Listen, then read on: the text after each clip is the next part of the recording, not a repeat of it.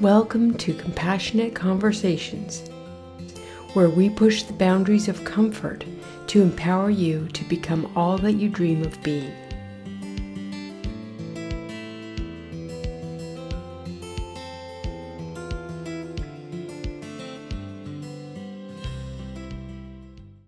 Hi, I'm Esther Kane.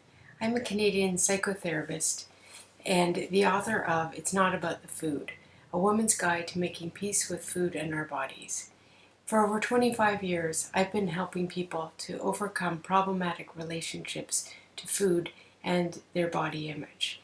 And to my great delight, my book has helped thousands of people to do just that.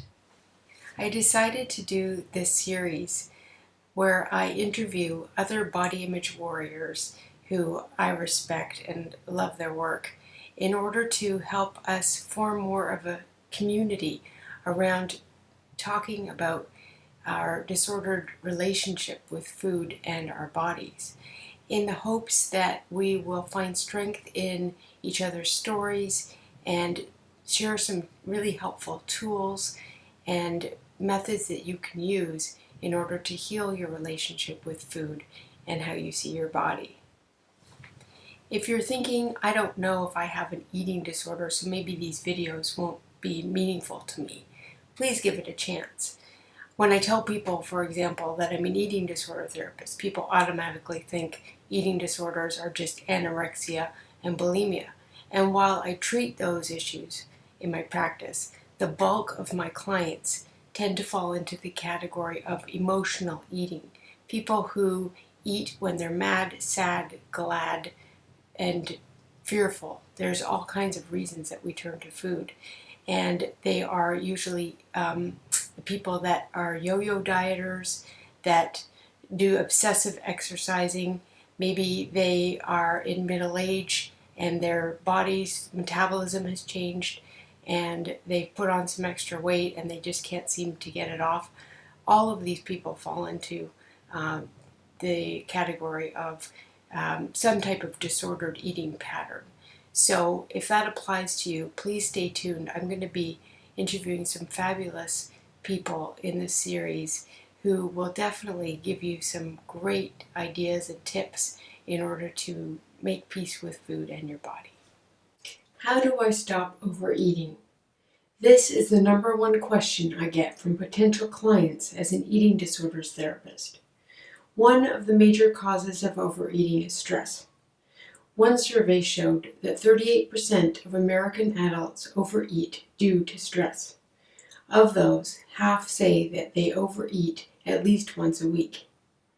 A research study found that another reason we overeat is emotional. I like to say that we eat when we are sad, mad, or glad. And because we are constantly bombarded by seeing visuals of food all day long, think TV ads, social media, at the grocery store, or those treats in the break room at work. I have spent over 25 years helping people end the overeating habit forever, and have also mastered this myself. I want you to begin experiencing a peaceful relationship with food and to your body. I have some tried and true tips you can use to stop this unhealthy habit for good. Here are my top 5 tips to stop overeating. Tip number 1, practice mindful eating. So my 10 strategies for mindful eating are: eat only while sitting. Set a place for yourself at the table with a placemat, cutlery, napkin, and a glass for a beverage. Eat away from your work area, in a lunchroom, restaurant, or outside. Eat with chopsticks. It will automatically slow you down. Take a few deep breaths before you eat to calm and center yourself. Chew each bite at least 30 times before swallowing. Give thanks for your meal and appreciate that you have food to eat. If you are eating with others, avoid upsetting conversations over meals and instead practice eating quietly and mindfully with the other person. Turn off the phone at meal times so you won't be interrupted, and turn the ringer off. Eat at the Same time every day for each of your 3 meals, and make sure it takes you a minimum of 20 minutes to eat a meal. Tip number 2, eat only when hungry. Here is a tool I often use with clients who are trying to tune into their body's natural hunger cues.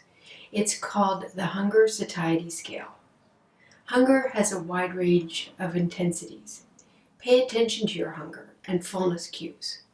Imagine hunger as a scale from 1 to 10, where 1 is hunger to the point of lightheadedness, 5 is no hunger, and 10 is Thanksgiving full, where you may even start to feel pain. Ideally, you want to stay in the middle of this range, between slightly hungry and comfortably full. If you allow yourself to get too hungry, everything starts to look good, and it's easy to overeat. On the other hand, if you are always eating before you feel hungry, you are ignoring the natural signals that help you maintain a regular body weight. It is important to stop eating just before you feel full, because it takes time for the brain to get the fullness message. Some days you will be more active and require more energy than others, so respond to hunger cues appropriately. Tip number 3, eat in front of and with other people. Do you sneak eat? I liken this habit to cheating on one's partner with an unsavory character. Food becomes your secret lover, and you regularly steal away to feel embraced in its seductive yet dangerous arms. You know it's bad for you and leading you down a dark path, but you find its pull impossible to resist. Your hidden eating habits become a dirty and shameful secret. Tip number 4, deal with your feelings. Here are the emotions that we often stuff down with food. Emotion number 1, anger. Many of us are socialized to be nice at all costs and are discouraged from expressing anger or resentment. Often we will eat instead of focusing on what is eating us. We stuff our anger down with food to cope, but unfortunately this doesn't get rid of our anger. It simply buries it, and if we don't deal with it, it will keep popping up until we do. Not only that, but we hurt our bodies by overeating, and then add the feelings of guilt and shame to the anger we started with. A way to get out of the angry eating trap is to delay stuffing our faces with food, even 10 minutes will do, and instead to sit down, take a deep breath, and tune in to what we're really feeling and what we need to do in order to let go of our anger. For this, I recommend using the Emotional Eating Diary on a regular basis, which you can find in my book, It's Not About the Food. The second emotion we often stuff down with food is anxiety. Many of us eat in an attempt to lower anxiety.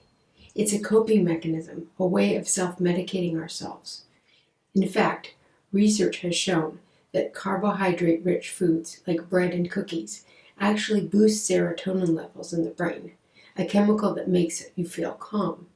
This explains why we often reach for carbohydrate-rich comfort foods when we're stressed. Unfortunately, this calming effect only lasts for a brief time, and when the serotonin levels fall soon after we've eaten, anxiety comes back at full force. Then we're left not only with the original anxiety, but also with the self-loathing and physical discomfort that comes from emotional eating. Tip number 5, find something else to do with your hands. The majority of my clients tend to overeat in the evenings after dinner, once the working day is over and or the kids are in bed and they finally have some downtime. They find themselves in the middle of the kitchen, almost trance-like, rummaging through the cupboard, fridge, freezer, looking for something to eat. A tried and tested alternative to shoving food into your mouth is to distract yourself with a healthier activity. Here are some that work really well for my clients. Crafting. That includes knitting, crocheting, sewing, needlepoint, etc. Playing an instrument. Going out for a walk. Watching TV with a hot mug of tea in their hands to sip on. Reading a book. Playing a board game. Writing in a journal. Or calling someone on the phone. If you need more help, please get a copy of my book, It's Not About the Food, A Woman's Guide to Making Peace with Food and Our Bodies. There's a link in the show notes where you can choose from the hard copy, ebook, or audiobook versions. Or you can call me at 778-265-6190 or email me at estherkane.com to set up a free 15-minute phone consultation to explore doing counseling sessions.